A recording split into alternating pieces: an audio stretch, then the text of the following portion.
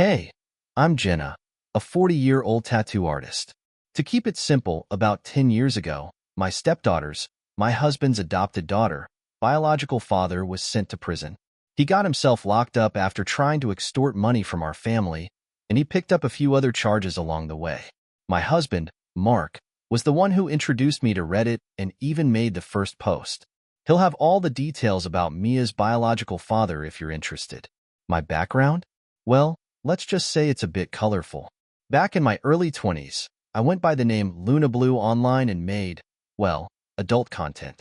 I won't go into the nitty-gritty of it, but I'll just say that I never worked with a partner. I did it to supplement my apprentice wages, which weren't great at the time. I made enough in those 2 years to open my own tattoo shop and still have a nice cushion saved up. Right after opening my shop, I joined a gym nearby. That's where I first saw Mike. He was this big, muscular guy, covered in tattoos, with broad shoulders and strong legs. He had a bit of a dad belly, but it worked for him. He didn't have a beard, still doesn't, actually, which was a bit of a letdown at the time. But hey, life goes on. He had this energy about him, really nice but also protective. I could tell from the way he carried himself. I liked him right away, and judging by the looks he gave me, I knew he felt the same. The day we finally met, I decided to make the first move. I hopped onto the squat rack next to him and pretended to get stuck in a squat, hoping he'd come over to help me and maybe strike up a conversation. I could tell he was nervous, which honestly made me like him even more. It was love from that point on, I think. We introduced our kids and families to each other, and it all just clicked. My son got along with Mike right away, and his 3 kids warmed up to me just as fast.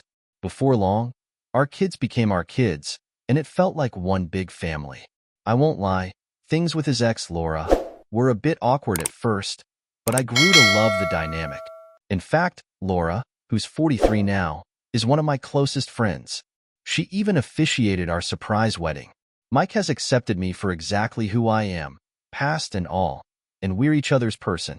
Mike and I have been married for 10 years now.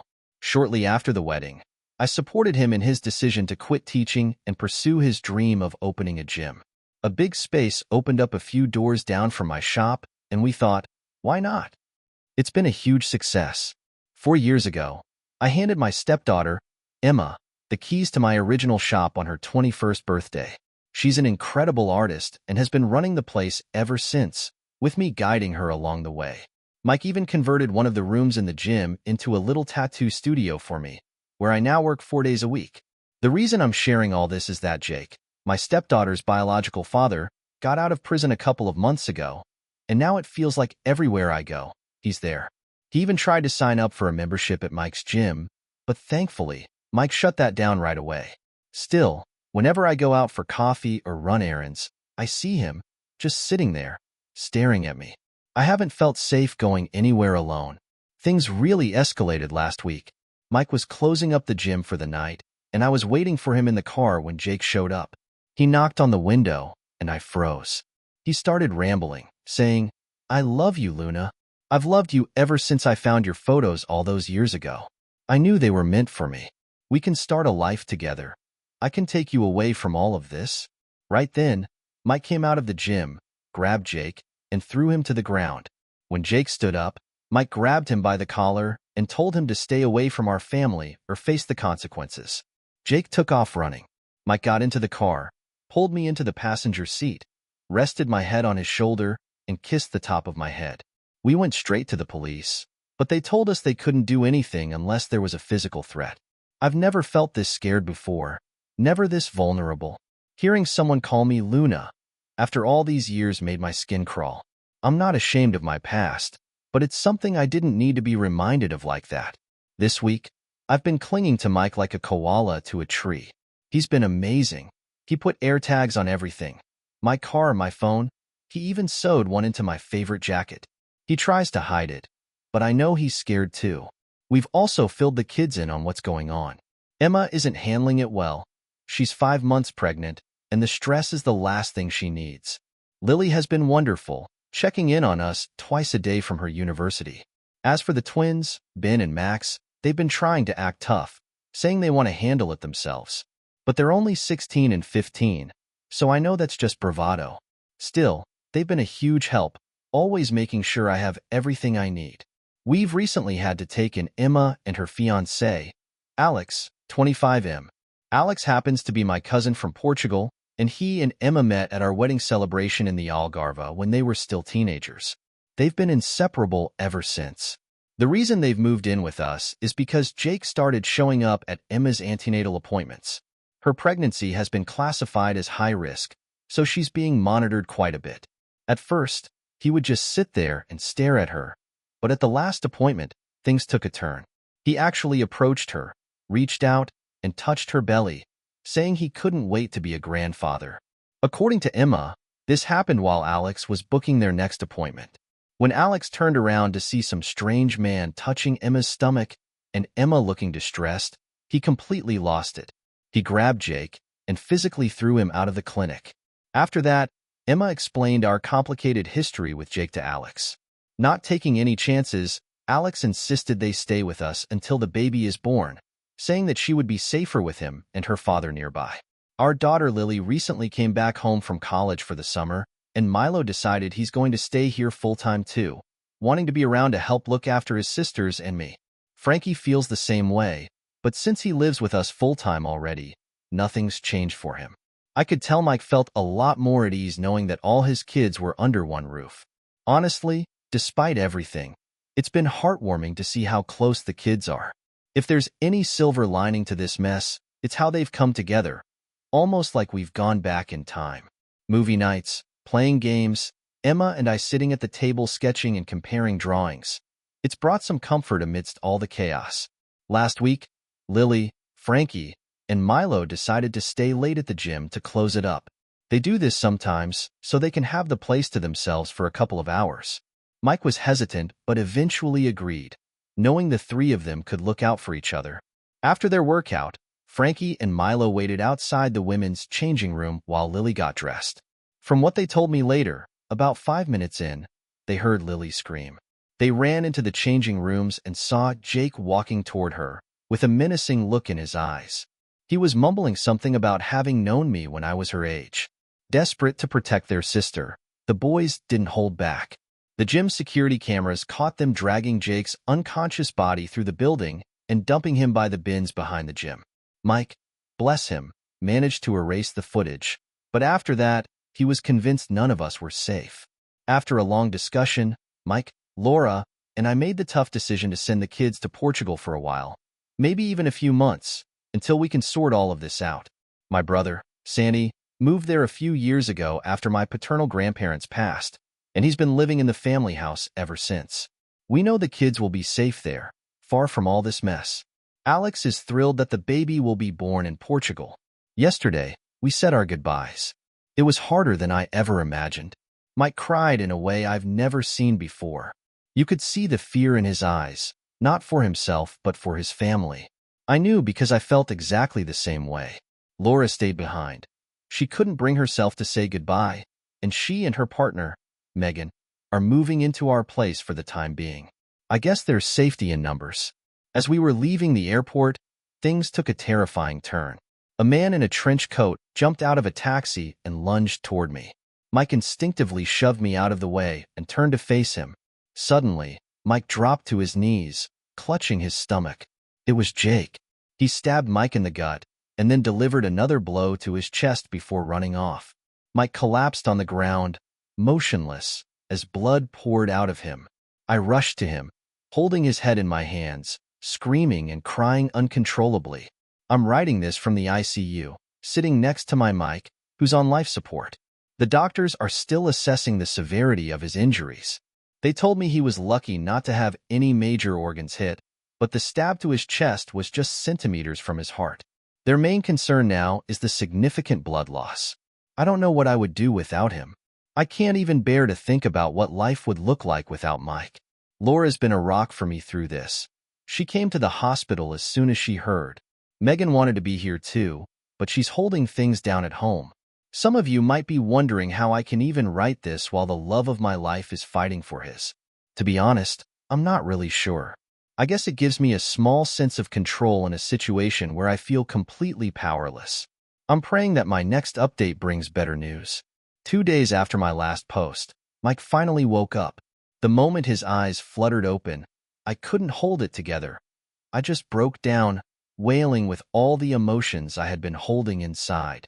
There's really no word for how I felt in that moment. Relief, joy, everything came rushing out of me. And the first thing he did? He asked about the kids and how I was doing.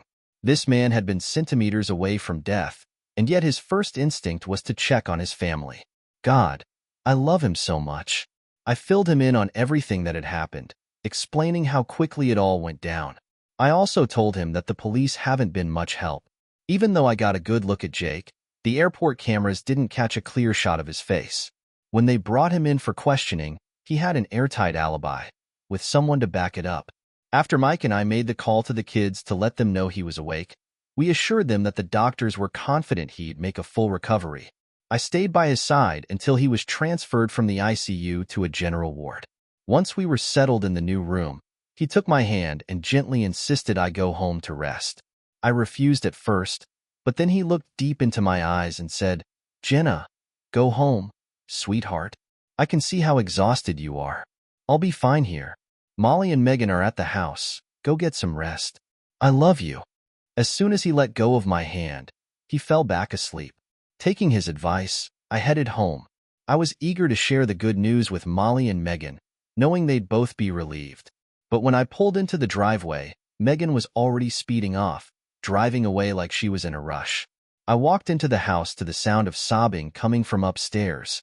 When I reached the top of the stairs, I found Molly sitting against the wall, tears streaming down her face, blood coming from her nose, and her lip already starting to swell. I rushed to her side. "Are you okay? Molly, what's going on?" I asked, panic rising in my voice. "Megan," she managed to say through her tears. "What about Megan? I just saw her leave. We need to get you to the hospital," I urged. "No, wait." Molly stopped me. "You need to hear this. She's his. Malls, please, spit it out. What's happening?" I begged her. "She's his sister." Molly cried out. "Megan is Jake's sister. She's been feeding him information all along. I saw the messages." I froze. "What?" "Anna, I love you, but I need you to be quiet for a second." "Just let me explain," Molly said, her voice shaking. She took a deep breath and started to explain. Over the past few days, Megan had been acting strangely protective of her phone, always hiding it when Molly was nearby. At first, Molly thought maybe she was cheating. So one night, she ran Megan a bath and encouraged her to relax, using the opportunity to check Megan's phone. But what she found was so much worse than cheating. Molly explained that she had met Megan through a dating app a little over a year before Mike and I got married. She had been dating men, but it wasn't working out, so she switched to women and met Megan. At first, things were great.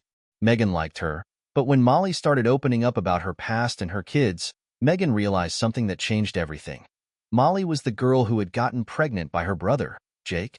The shame that Jake's relationship with Molly had brought to their family, their 25-year-old son sleeping with and impregnating a teenage girl, had forced the family to leave town. Instead of blaming Jake for his actions, they blamed Molly, and Megan resented her for it, harboring hatred toward her for ruining her family's life. Megan had wanted revenge from the start. Her plan was to drive a wedge between Molly and her family. She was the one who told Jake about Mike and me, and it was no coincidence that Jake contacted Emma after Lila posted a photo of us. According to Megan, Jake had kept a framed picture of me on his desk for years, telling his family I was his girlfriend. They all knew it wasn't true, but they humored his delusions. When Jake went to jail, Megan played the long game. She waited 10 years, making Molly believe they were in love, making her believe they were building a family together. Then she started feeding Jake information about us, our schedules, Lila's appointments, Tilly at the gym, everything. When Molly confronted her, Megan's whole facade shattered. The woman Molly had fallen in love with disappeared, and instead, Megan attacked her before storming out of the house. Molly broke down in tears again. I did my best to comfort her, but honestly, what do you say in a situation like that? Eventually, I helped her to bed, and we both passed out, completely drained. The next day, Mike was discharged from the hospital, though he was put on strict bed rest until his wounds could properly heal. 10 days later, Mike was back on his feet like the stabbing had never even happened. We both tried to cheer Molly up, but it was clear she wasn't herself. There was a sadness in her eyes that wouldn't go away. Having a partner to lean on through all of this made it easier for me, but Molly had lost that, and in the worst way imaginable. A betrayal that cut deeper than any kind of infidelity ever could. 2 weeks later, Mike and I were lying in bed as usual, my head resting on his chest while he gently ran his fingers along my arm. He slipped his hand to the back of my head and softly tugged at my hair, whispering, "I've missed you." I felt a shiver run down my spine. I climbed on top of him, kissing him deeply. He took control, flipping me onto my back, and kissed his way down, knowing exactly how to get the reactions he wanted out of me. He kissed the freckle on my left hip, and I clutched the sheets, unable to contain myself any longer. I let out a soft moan, and that's when he knew. I was his, completely. In the middle of our passion, I noticed Molly standing by the slightly open door. She was watching, not with judgment, but with longing. I motioned for her to come closer. She did. I pulled Mike's head toward her, silently asking for his consent. He looked at me, nodded, and then we invited Molly in. Together, we undressed her, and we spent the night exploring one another, offering each other the care and release we all so desperately needed. There's still so much more to catch you up on, but reliving that night has left me a little too hot under the collar to keep writing. I'll finish this update tomorrow. Right now, I'm going to go find my husband. The next morning, we all woke up in the same bed. As the haze from the night before started to clear, I found myself unsure of how to feel. Mike pulled me close and gave me his usual good morning kiss on the forehead, and suddenly, everything just felt normal. Molly woke up not long after, and for the first time since everything with Megan happened, she was smiling. She looked at us and said, "Last night was exactly what I needed. But let's not make things any weirder than they already are." We all laughed, and after that, it was back to business as usual. Later that night, over dinner, the three of us had a serious conversation. We knew the situation with Jake couldn't go on any longer. The police weren't interested in helping, so it was clear we had to take matters into our own hands. Mike looked over at Molly and said, "Malls, you've been through enough. Jenna and I think it's best if you join the kids in the Algarve. Both of our parents are flying out tomorrow, and we've managed to get you on the same flight. Plus, Emma's going to need her mom, especially if we're not able to get there before the baby arrives." Molly protested at first, but after a while, she agreed, and the next day, she flew out to join the kids. A week later, we found the perfect opportunity to finally end all of this. Mike had decided to return to the gym after being away for weeks, not to train, but just to be there, behind the desk, soaking in the atmosphere. During the slow hours, from 1 to 4 p.m., a familiar face appeared at the desk, Megan. Mike called me from my studio, and when I got closer, my initial urge to lash out at her was replaced with pity. She looked completely different, like she'd been through hell.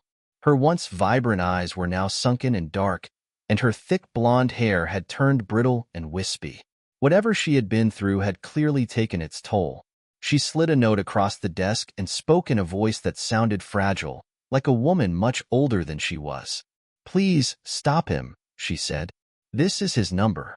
He still owes the Greeks 20 grand, which is why he's been hiding. They didn't know he was out." She paused, looking even more defeated. "Tell Molly I'm sorry. I really did fall in love with her in the end."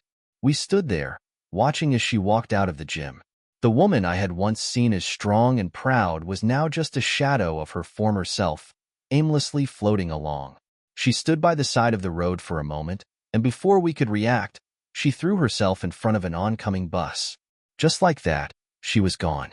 I can't say that what Megan did wasn't horrible, but seeing someone you once thought of as family end their life like that, it's hard not to feel something. Regardless, the fact that Jake still owed money to the Greeks played right into our hands. To give you some background, like any large city, ours has its fair share of organized crime. The most feared group around here is the Greek Syndicate, and many of their members train at our gym and get tattooed by me. Honestly, you'd never guess they were involved in crime. They're always polite, respectful, and well-mannered. We decided to have a conversation with Christos, a 26-year-old who went to school with Emma and happens to be the son of Demetrius, the head of the Greek syndicate. We pulled him aside as he was leaving the gym one afternoon and took him into the back office for a chat. It went something like this. Mike started off, "Thanks for talking with us, Chris. We were wondering if you and your associates are still looking for Jake Thomas?" Christos smiled politely but answered, "Mr. and Mrs. Chambers, I think you may have the wrong idea about me and my friends. I'm not sure what you're getting at." I jumped in. "We can deliver him to you, Jake. It won't be hard, but we need him taken care of. He stabbed Mike, and he's been stalking me and our kids. Please, we need your help." Christos paused for a moment, then replied, "Well, this is certainly not what I expected to discuss at the gym today, but it sounds like you're asking for a favor. And, as you might already know, we don't do favors for free." Mike nodded. "Name your price. We just need this sorted so we can move on with our lives." Christos leaned back, considering the offer. "Mike, I think you can allow me and my associates to continue training at your gym, but maybe, for a few select members, you could waive the membership fees?" "That's no problem at all," Mike agreed immediately. Then Christos turned to me, "And Jenna, perhaps you and Emma could give us some priority when it comes to booking tattoo appointments? We don't expect freebies, but a little grace with the waiting list would be appreciated. Does that sound fair?" "That's fine with me," I said. Then I explained our situation with Jake. "I'm thinking I'll send him a message, telling him I'm ready to run away with him. I'll tell him to meet me at my parents' restaurant, which will be closed that night. You and your friends can handle the rest. Take him, reclaim your debt, whatever you need to do. We just don't want to see him again. After it's done, come to the gym, and we'll set up your athlete passes to confirm everything is taken care of, and make sure you get free access to the gym." Christos smiled. "You're a clever woman, Mrs. Chambers. One of my friends will stop by tomorrow with 2 phones. Use one to contact Jake and the other to contact us. Once everything's finished, get rid of them." Just as promised, one of Christos' guys dropped off the phones. I sent Jake the following message. "Jake, it's Luna. I'm ready for you to take me away. You're the only one who truly understands me. I'm yours. Meet me at my parents' restaurant on Monday night at 9 p.m. It'll be closed, so no one will see us. Mike will be at home, and he won't be able to stop us from running away together." His reply came quickly. "I knew you'd come around. I love you, Luna." We passed all the details to the Greeks, and now, all that's left is to wait. But, dear reader, you'll have to wait too, as my hands are getting tired. I'll share the rest of the update tomorrow. That Monday came faster than I'd expected. I found myself sitting alone in the function room of my parents' restaurant, waiting for Jake to arrive. Christos and a few of his guys were parked around the corner, keeping a low profile, while Mike hid out in the kitchen, ready for whatever might happen. Jake showed up and walked in, his arms spread wide as if we were about to embrace. "Luna, my love, I knew you'd come around. The car's waiting outside. Let's get out of here," he said, and just hearing him call me that made my skin crawl all over again. Before I could even respond, Mike came out from behind and grabbed him. "Hey, Jake. Long time no see." He shoved Jake onto a chair and quickly tied his arms behind his back. Jake looked up at me, his face twisted in anger. "Luna, you lied to me. I should have known better than to trust a whore like you." Mike started to lunge at him, but I held out my hand to stop him. "It's my turn, Mike." I stepped forward and, with all the strength I had, punched Jake square in the face. His nose exploded with blood. I screamed at him, "My name is Jenna." I pulled out my phone and sent the signal to Christos.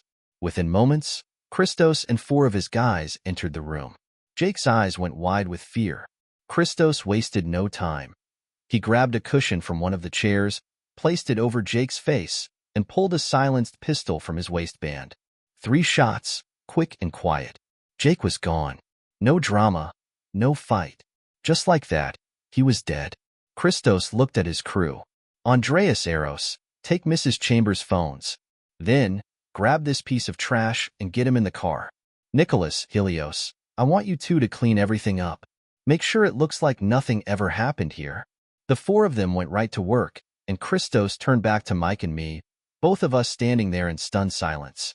"Mr. and Mrs. Chambers, I apologize that you had to witness that, Christos said, his voice calm and measured. Jake had no way to repay his debts, and he wasn't any use to us. My boys are very skilled at what they do, and I promise nothing will come back to you. We've got contacts on the police force, so you're safe. Jake will be dealt with in a way that ensures no trace is left behind. But I would advise you both to take some time away, lay low for a while. Sort things out here, then get away for a bit. We'll make sure your gym runs smoothly while you're gone. You're good people with a good family, and I wish you all the best. Mike and I stayed home for about a week, tying up loose ends at the gym. We made sure to hand over the athlete passes to Christos and his 4 associates, just as we promised. After that, we booked the first flight we could to the Algarve. When we landed, we were greeted at the airport by Molly, who was holding hands with my brother Santiago. Apparently, during all the chaos, they discovered feelings for each other and decided to see where things might go. I'm hoping it works out for them, but honestly, I'm a little skeptical. A week after we arrived, Emma gave birth to her and Alex's baby boy, Cruz. Mike, Molly, and I fell completely in love with that little one. It's been amazing watching Mike be a grandfather, and I've been soaking up every moment with Cruz. Last month, Emma and Alex got married, and for once, the tears in Mike's eyes were from happiness. It was beautiful to see. Lily decided to continue her studies remotely, and the boys, Ben and Max, are taking a year off after finishing their GCSEs. We've all decided to spend a full year here on the Algarve as a family. Every now and then, some of the guys from the Greek syndicate pop by for tattoos, but overall, life here has been peaceful. I'm just glad that everything we went through is finally behind us. A few months have passed, and life on the Algarve has become our new normal.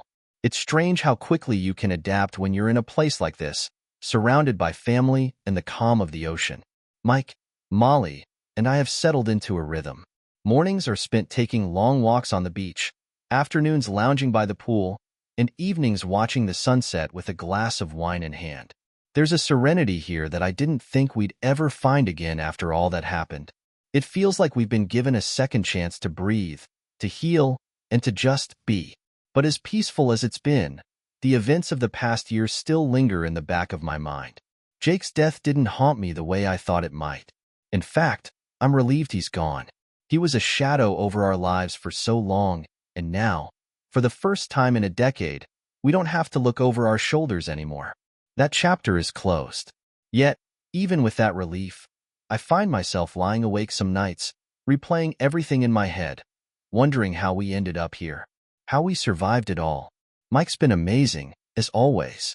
His strength, both physical and emotional, never ceases to amaze me. He's fully recovered from the stabbing, though every time I see the scar on his chest, I'm reminded of how close I came to losing him. It's a small reminder, but one I'll never forget. His protective nature hasn't changed, either. Even here, in the safety of our secluded villa, he still makes sure the doors are locked and that everyone is accounted for at the end of the day. It's just who he is, and honestly, it's one of the reasons I love him so much. Molly, on the other hand, has been slowly finding herself again. After Megan's betrayal, she went through a rough patch, but being here with us and the kids has helped her heal. Her relationship with Santiago has deepened over the last few months. They're taking things slow, which I think is good for both of them. I was skeptical at first. I mean, it's not every day that your best friend falls for your brother, but seeing them together has softened my concerns. There's a genuine connection between them, something pure and healing. Maybe it's just what Molly needed after all she's been through. As for the kids, they've thrived in this new environment. Emma's loving motherhood, and Cruz is growing so fast. Every day brings a new milestone. His first smile, his first giggle, the way his tiny hand curls around my finger when I hold him. It's incredible to watch my daughter step into this new chapter of her life with Alex by her side. They're a great team, and seeing them together gives me hope for their future. Mike and I are just soaking up every moment of being grandparents. It's a new kind of joy, one that I never knew I needed. Lily has adapted to remote learning better than I thought she would. She's always been the independent one, so I guess I shouldn't be surprised. Still, I was worried at first about how she'd handle being away from her friends and the structure of campus life. But she's found a routine that works for her, and we've made sure she has plenty of time to herself when she needs it. I can tell she misses her old life sometimes, but she's been a real trooper through all of this, and I couldn't be prouder of her. Ben and Max, well, there's still Ben and Max, mischievous, playful, and always keeping us on our toes. Taking a year off school was the best decision for them, I think. They needed this time to just be kids for a while, to relax and not worry about exams or the future. They've spent most of their days exploring the local area, making friends with the other kids nearby, and diving into the ocean every chance they get. It's been good for them, and it's been good for us to have them around, too.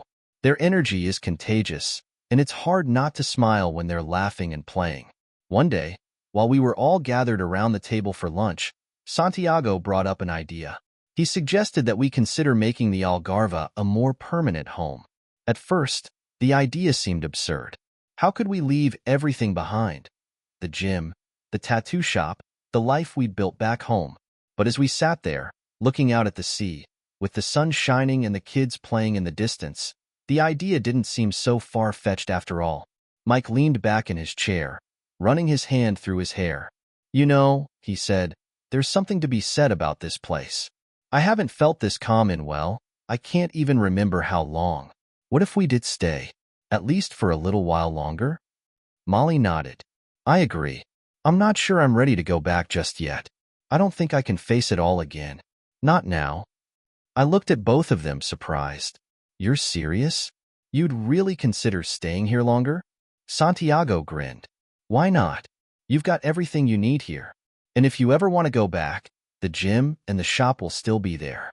But maybe this is a chance for a fresh start." The more we talked about it, the more the idea grew on me. Could we really leave our old life behind? Or at least put it on hold? The idea of staying in the Algarve, living in this peaceful bubble, was tempting. It felt like a chance to truly start over, to move forward without the weight of the past dragging us down. A week later, Mike and I were walking along the beach, talking about the future. The sun was setting, casting a golden glow over the water. He slipped his arm around my waist and pulled me close. "You know," he said softly, "I think we could really make this work. I'm ready for something new. For us." I smiled, resting my head against his shoulder. "I think I'm ready too." So, that's where we are now. On the cusp of something new, something exciting. We've decided to stay in the Algarve for at least the next year, maybe longer. We've already started making plans. Mike's looking into opening a smaller version of the gym here, and I'm thinking about setting up a little tattoo studio by the beach. Life has a funny way of taking you in directions you never expected, and right now, this feels like exactly where we're meant to be. We've still got ties back home, of course. The gym is in good hands, and Christos and his associates have assured us that everything will run smoothly while we're away. They've kept their promise, and we've kept ours. Our lives are no longer tangled up in the chaos of the past, and for the first time in a long time, I feel free. There are still moments when I think about everything we went through. Jake, Megan, the fear, the uncertainty, but those thoughts are fleeting now. They no longer hold the same power over me. We've come out the other side stronger, more connected, and ready for whatever comes next. So here we are, living in paradise, surrounded by the people we love. It's not the life I envisioned for us, but it's one I'm grateful for every single day.